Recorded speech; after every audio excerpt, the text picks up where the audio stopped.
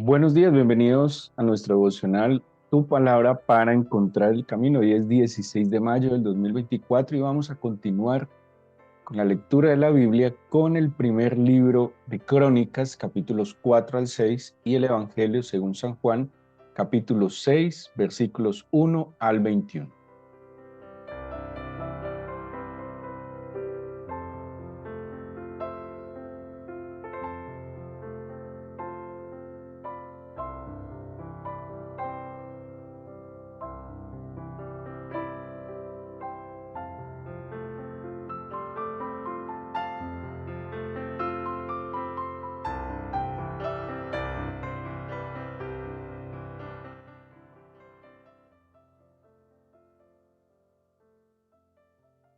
En el Evangelio de San Juan se nos va a dar hoy una narración de un milagro que se repite en varias oportunidades según los evangelios. Pero en esta tenemos unos elementos muy interesantes que analizar. Juan, acordémonos que Juan describe los milagros del Señor como señales y Juan hace también en su evangelio un énfasis notorio en las fiestas solemnes pues que el Señor establece en el Antiguo Testamento. Juan menciona por lo menos que el Señor subió en 3 ocasiones mínimo a celebrar alguna de las fiestas principales que serían la Pascua o el Pentecostés o la fiesta de los tabernáculos. De hecho, en el capítulo 6, que es lo que nos trae la lectura de hoy, dice el versículo 1: después de esto, ayer estuvimos mirando cómo el Señor tuvo cierta confrontación constante con los fariseos, con las autoridades religiosas, donde habló pues del testimonio de él, ¿sí? Y dice, después de esto, el Señor Jesús fue al otro lado del mar de Galilea, el de Tiberias, y le seguía gran multitud porque veían las señales que hacía a los enfermos. Entonces subió a un monte y se sentó allí con sus discípulos. Aquí se ubica más o menos por la región de la aldea llamada Betsaida. A propósito de Betsaida, era Felipe quien va a estar nombrado a continuación en este relato.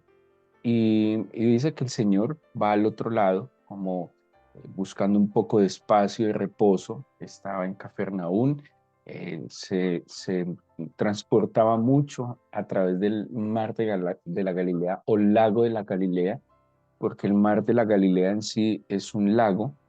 En el Antiguo Testamento no se distingue como nosotros de un mar, un lago, una laguna, sino que toda, digámoslo así, toda cantidad de agua, se le decía, había una palabra estándar para referirse al mar. Así que el Señor va al otro lado, se sienta, ¿y quiénes vienen a él? Sus discípulos, ¿sí? Seguramente necesitaba, además de reposar, pues que el reposo del Señor también siempre estaba obrando, haciendo la obra del Señor, estaba allí con sus discípulos y hace resaltar en el versículo 4 que estaba cerca la fiesta de la Pascua. Esto implicaría que sea muy posible que haya mucha gente en el camino, que haya personas que se están dirigiendo hacia Jerusalén, judíos que vivían fuera de la Tierra Santa, que venían a cumplir el mandamiento de peregrinar a Jerusalén en una de las fiestas judías. Y dice el versículo 5: cuando el Señor alzó, bueno, dice que gran multitud le servía a causa de pues, que el Señor era respuesta, ¿sí? Les estaba sanando, y vemos cómo habla que les enseñaba, sanaba las enfermedades, los liberaba de situaciones espirituales, de posesiones demoníacas. Y dice entonces que la gente le seguía. Versículo 5: cuando el Señor alza los ojos y vio que había venido a él gran multitud, le dijo a Felipe: ¿de dónde compraremos pan para que coman estos? Bueno, aquí hay varias cosas. Uno, una preocupación genuina del Señor, del bienestar de su pueblo, del bienestar de sus seguidores. Si bien la palabra del Señor dice, no solo de pan vivirá el hombre, sino de toda palabra que sale de la boca del Señor. Es una verdad que la palabra del Señor es la que nos guía, nos orienta, nos fortalece, que la palabra del Señor es la que nos revitaliza. El Señor reconoce pues que somos, además de espíritu, que somos alma y cuerpo. Y Él conoce nuestras necesidades. Y Él sabe, así lo dice la Escritura también, de qué tenemos necesidad. ¿Sí? Él no es ajeno a nuestras dificultades, no es ajeno a nuestras necesidades, no es ajeno a nuestros anhelos también. Y el Señor identifica, mucha gente identifica pues que tiene una necesidad, además de escuchar la palabra del Señor, además de ser instruidos en el reino de los cielos, necesitan ser alimentados. Y le dice a Felipe, pero aquí hay algo muy interesante en el 6 porque dice que lo que le dice a Felipe era para probarle porque él sabía lo que había de hacer. Entonces, aquí aparecen, vamos a ver en una escena cuatro personajes. Vamos a ver a Felipe, vamos a ver a Andrés, vamos a ver un muchacho, ¿sí? Que lo describe el Evangelio de San Juan, y vamos a ver el Señor. ¿Sí? Estos son como los cuatro protagonistas principales de este relato. Felipe, cuando el Señor le pregunta de dónde compraremos pan para que coman estos, la respuesta de Felipe fue centrándose en lo que no había. De hecho, dice 200 denarios de pan no bastarían para que cada uno de ellos tomase un poco. ¿Sí?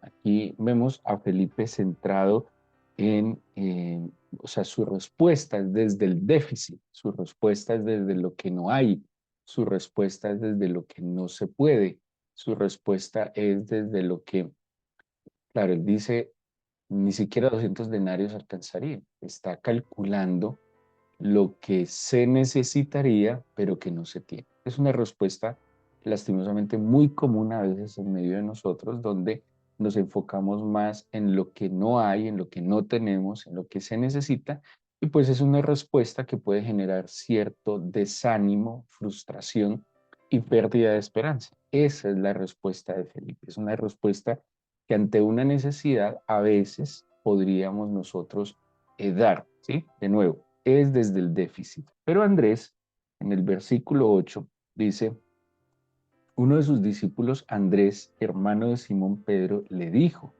aquí está un muchacho que tiene 5 panes de cebada y 2 pececillos, más, ¿qué es esto para tantos? Bueno, Andrés fue un poco más allá. El pan de cebada, a propósito, era un alimento muy barato. ¿Sí? El trigo era más costoso que la cebada. Así que vemos que este muchacho tampoco es que tuviera un gran recurso. ¿Sí? Tal vez lo que tenía este muchacho sería la provisión para un día en esta cantidad. Cuando hablamos de los peces, no estamos hablando de un pez enorme, grande, podría eh, compararse a una especie de sardina, o sea, lo que él tenía era un alimento muy básico como para tener la fuerza para el día. El pan de cebada no era muy agradable al paladar, no era muy sabroso. eh, y el pez, el pescado, pues le daría un poquito más de sabor. Lo que quiero decir es que no hay mucho tampoco. Y lo que hay tampoco era pues como lo más deseable. Era algo fundamental y algo básico. Pero tenemos a Andrés. ¿Qué hace Andrés? A diferencia de Felipe, que responde desde el déficit, que responde desde lo que no hay, que responde desde el faltante, Andrés identifica el recurso, identifica lo que hay, así sea poco, pero hay algo. Días atrás estuvimos leyendo en la Biblia el encuentro de Eliseo con la tsunamita, y acordémonos que Eliseo le dice a la tsunamita, declárame lo que tienes. ¿Sí? La tsunamita también tiene una respuesta un poco negativa, no sé si lo recuerdan, cuando ella dice, no, pues tengo un poquitico de aceite, pero pues esto no es nada, ¿sí? Pero de alguna manera, Eliseo le permitió ser consciente de lo que tenía. Eso es muy importante. Todos tenemos algo, algo tenemos.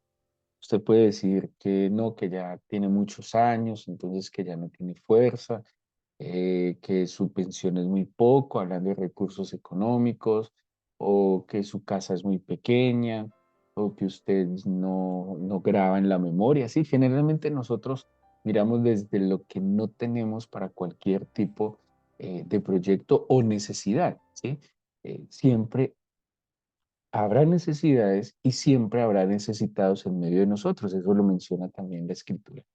Pero ¿cómo es nuestra respuesta ante los desafíos que se nos presentan diariamente? ¿Sí? Y aquí tenemos primero a Felipe, que siempre está centrado en lo que no hay, y a Andrés, que identifica lo que hay, así sea poco, ¿sí? Así sea poco. Pero Andrés está identificando que hay un recurso. Solo que Andrés identifica un recurso que tampoco es que esté en sus manos, sino que está en un muchacho. Ahora, pensemos en el muchacho. Si Andrés se atrevió a identificar el recurso del muchacho, vamos a especular que es lícito completamente. Y, y si Andrés se atrevió a dar a conocer y exponer el recurso escaso que tenía este muchacho, posiblemente es que el muchacho lo ofreció, ¿sí? El muchacho generosamente, y aquí entra este actor con una actitud extraordinaria, que estuvo dispuesto a dar lo que tenía, ¿sí? Estoy especulando, insisto, es válido, es lícito, y tal vez cuando ve la discusión, las preguntas del Señor, el muchacho dice, bueno, pues esto es lo que yo tengo. Andrés lo identifica y Andrés se lo hace conocer al Señor. En el versículo 9, entonces, en el 10, perdón, dice el Señor, haced recostar la gente, y había mucha hierba en aquel lugar, y se recostaron como un número de 5,000 varones. Eso es muchísima gente y habla de varones. Algunos especulan que es muy posible que pues haya mujeres y niños, pero en este contexto de la fiesta de la Pascua es muy posible también que estén solos. ¿Sí? Acuérdense que el mandato principalmente era para los varones que subieran a Jerusalén. O sea que también es muy posible que solo fueran hombres que van a la fiesta de la Pascua y pues que están allí escuchando las enseñanzas del maestro, pero también esperando una respuesta a su necesidad. Así que el Señor toma en cuenta no la respuesta de Felipe desde lo que no había, sino que tiene en cuenta más bien la humildad del muchacho que presenta lo poco que tiene y la sabiduría de Andrés que lo identifica y se lo presenta al Señor. ¿Sí? Entonces, estos cuatro actores pues nos dejan a nosotros una vía, un camino que cada uno toma. El de Felipe, que lastimosamente es muy común en medio de nosotros. El de Andrés y el muchacho como el que da lo que tiene y Andrés que identifica lo poco que hay. Y con eso trabajó el Señor. El Señor siempre trabaja con algo. Esto se los he mencionado en otras ocasiones. El Señor siempre trabaja con algo. Y este año que hemos hablado del fruto, cuando dice en Génesis, el Señor manda al ser humano, a Adán y a Eva, para que, dice, fructifiquen, se multipliquen, llenen la tierra y la sometan. Lo primero es fructificar. Necesitamos fructificar. Y hemos estudiado este año cómo fructificar. Salmo 1. El Salmo 1 nos enseña que estemos, que escuchemos la palabra del Señor, que meditemos en su palabra, que obedezcamos su palabra, que actuemos conforme a su palabra. Esa es una manera de fructificar. Juan 15 lo corrobora cuando dice que si permanecemos en Él, sus palabras en nosotros, daremos fruto, mucho fruto, más fruto, un fruto permanente. Ese fruto que logremos dar arraigados y sobreedificados en Jesucristo, permaneciendo en Jesucristo, es el fruto que el Señor va a multiplicar, ¿sí? Y cada fruto que el Señor multiplique en nosotros, ¿a quién deleitará? Primero al Padre, pero también suplirá necesidades propias nuestras y necesidades de los que nos rodean, porque aquel que fructifica en el Señor Jesús siempre será de bendición para su entorno, ¿sí? Siempre será de bendición para su entorno. De alguna manera, la obra que se da del Señor en él se multiplicará. Lo dijo el Señor en la fiesta de los tabernáculos, si no me equivoco, dice: el que cree en mí, como dice la escritura, de su interior correrán ríos de agua viva que salten para vida eterna. El fluir de la bendición del Señor se da a través de aquel que se arraiga, se sobreedifica en él, fructifica y ese fruto se multiplica en proporciones extraordinarias. Así que el Señor toma este poco recurso y dice, lo recuesta, eh, toma luego aquellos panes, da gracias, los reparte entre los discípulos entre los que estaban recostados, asimismo los peces cuanto querían, ¿sí? O sea que hubo abundancia. Y cuando se hubieron saciado, dijo a sus discípulos: recoged los pedazos que sobraron para que no se pierda nada. Recogieron pues y llenaron 12 cestas de pedazos que de los 5 panes de cebada sobraron a los que habían comido. Bueno, aquí hay algo muy interesante y es el milagro en sí. Mm, Ustedes saben que respecto a la interpretación bíblica, pues cada uno toma herramientas diferentes y pues trata de explicar, digámoslo así, los acontecimientos bíblicos. La Biblia hay que tratar de entenderla y la Biblia hay que tratar de interpretarla adecuadamente. Una muy buena manera de interpretar adecuadamente la Biblia es entendiendo su contexto, ¿sí? Entendiendo la forma, los dichos, el entorno, las circunstancias que rodeaban a aquellos que nos están contando estos relatos. Algunos ven la Biblia de manera inerrante. Cuando hablo de manera inerrante, es que la Biblia no tiene error alguno, ¿sí? Es como si la Biblia fuese un libro perfecto, como que todo lo que está en la Biblia es así tal cual absolutamente y no hay nada, ningún error en la Biblia. Eso creo que pues está de manera equivocada porque la Biblia sí tiene unos errores. ¿Y en qué errores tiene la Biblia? Acordémonos que, por ejemplo, quienes escriben el Nuevo Testamento no tenían acceso a las escrituras del Antiguo Testamento como nosotros, ¿sí? Nosotros hoy tenemos en un solo libro el Antiguo y el Nuevo Testamento y es muy fácil acceder a los textos. En aquella época del Nuevo Testamento, ellos no tenían en la mano en su biblioteca un Antiguo Testamento, no existía como tal. Eran escrituras muy limitadas, no existía la imprenta, la única manera que existieran copias eran manuscritos, o sea, escritos a mano, y tampoco es que todos los pudieran tener, eran escritos que reposaban en las sinagogas y no eran de acceso para todo el mundo. Así que ellos tenían que acudir mucho a su memoria, a lo que habían sido instruidos, a lo que habían escuchado, y pues ellos dan uso a eso. En ese uso de la memoria hay imprecisiones históricas. Por ejemplo, en los evangelios dice, como dijo el profeta Isaías, y en verdad lo dijo Jeremías, ¿sí? Pero esto de ninguna manera anula lo que dijo el profeta.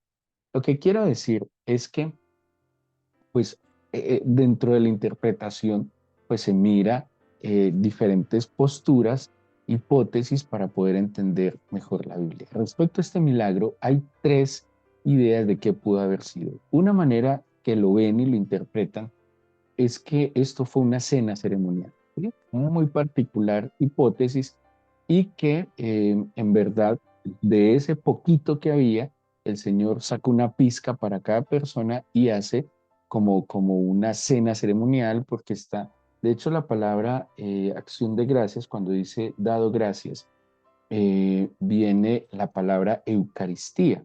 Seguramente ustedes han escuchado la palabra Eucaristía en la tradición católica y la palabra Eucaristía es una palabra de origen griego que quiere decir acción de gracias. Entonces, esa palabra Eucaristía aparece aquí cuando dice que el Señor hizo recostar a la gente, que tomó aquellos panes y peces, dado y habiendo dado gracias. Ahí está utilizando la palabra Eucaristía. Entonces, algunos dicen, no, esto es una Eucaristía, una cena ceremonial, y por eso tomó eso y eso fue lo que repartió, sí, ese poquitico.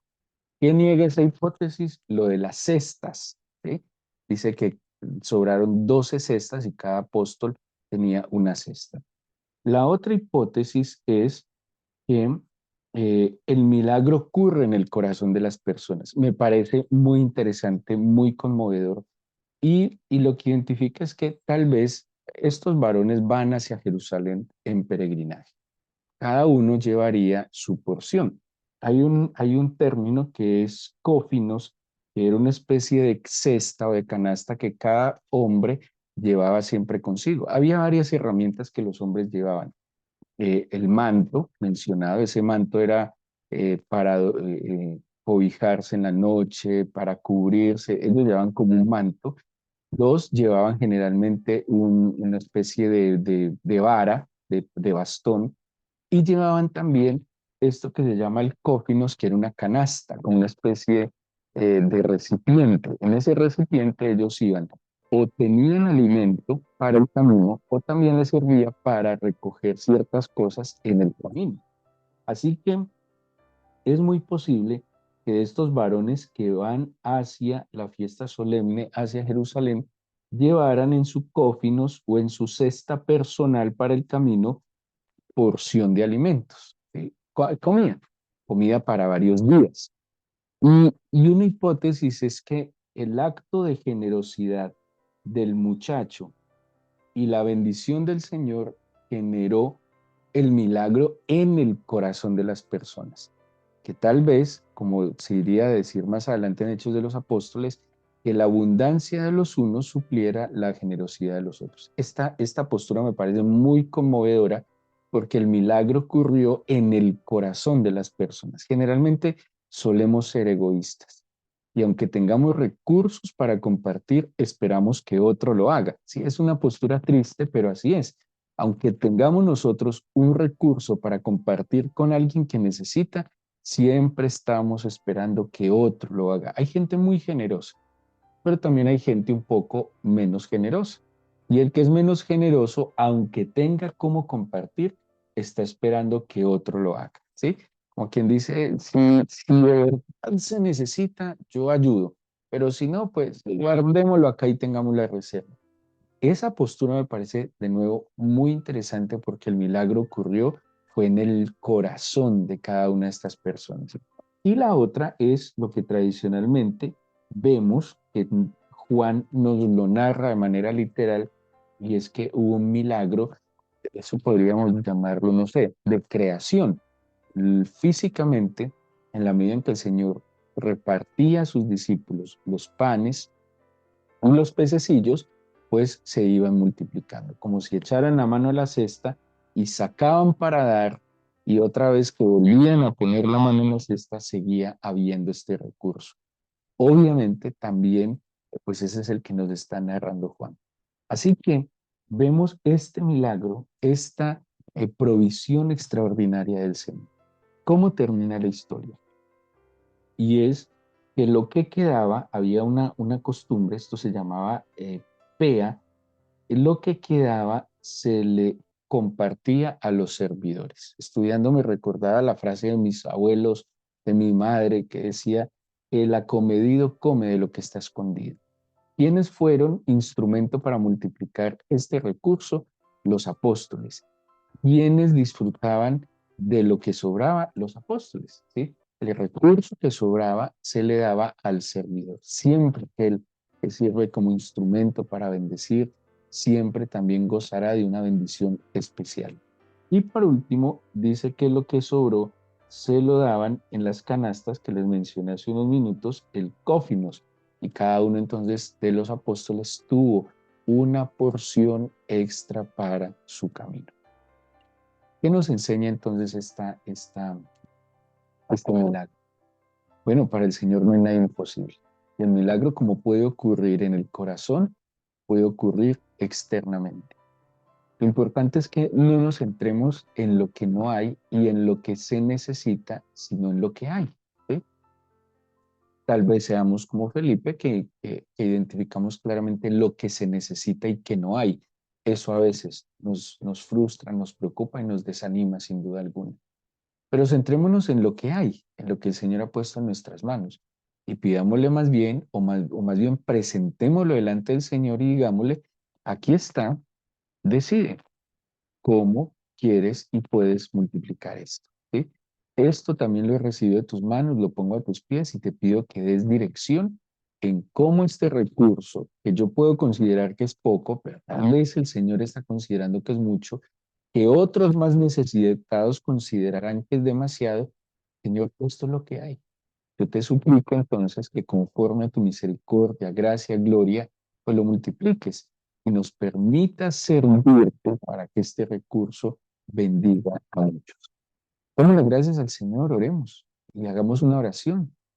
Eh, de acuerdo a su necesidad, eh, dígale al Señor lo que usted tiene. No se centre en lo que le falta, en lo que necesita para alcanzar ese proyecto. Tal vez usted tiene muy clara la cuenta de lo que necesita para suplir esa necesidad. Pero hoy digámosle al Señor, esto es lo que tengo, esto es lo que tengo, Señor, y sé que también lo he recibido de tus manos. Yo te pido que, o más bien hagámoslo como lo hizo el Señor Jesús. ¿Qué hizo el Señor Jesús? Tomó aquello que tenía, dio gracias al Señor. Démosle gracias al Señor por esos recursos, por el tiempo. Démosle gracias al Señor por ese bien material, por esos talentos. Esto es lo que tenemos. En vez de quejarnos por lo que nos falta, agradezcamos por lo que tenemos. La salud es un recurso invaluable. Y si usted hoy está sano, aliviado, dele gracias al Señor. Dele gracias al Señor por sus talentos, habilidades, por sus capacidades intelectuales, físicas. Agradezca, agradezca. Agradezca por lo que tiene en su mesa, por lo que el Señor le ha concedido. Porque si tiene por lo menos uno, ya hay esperanza.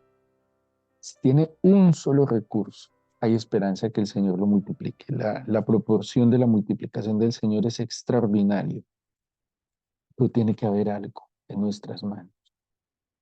Yo te presento este recurso, Señor, y te pido que tú pongas ese factor que multiplique.